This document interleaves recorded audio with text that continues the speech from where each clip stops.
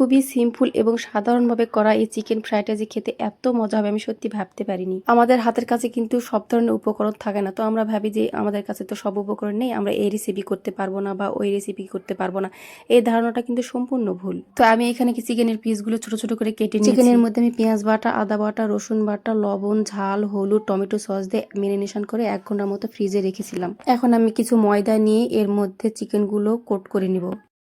হালকাভাবে একবার কোট করে নেওয়ার পর আমি একটা আলাদা বাটিতে পানি নিয়েছি, ওই পানিতে একবার ডুবিয়ে দিব। পানি থেকে উঠিয়ে চিকেনগুলো আবার ময়দার মধ্যে ভালোভাবে চেপে চেপে কোট করে দিব। এভাবে ধাপে ধাপে করলে চিকেনগুলো খুব ক্রিস্পি হয়। কড়াইয়ে তেল দিয়ে তেলটা গরম হয়ে আসলে আমি একটা একটা করে চিকেনগুলো দিয়ে দিব।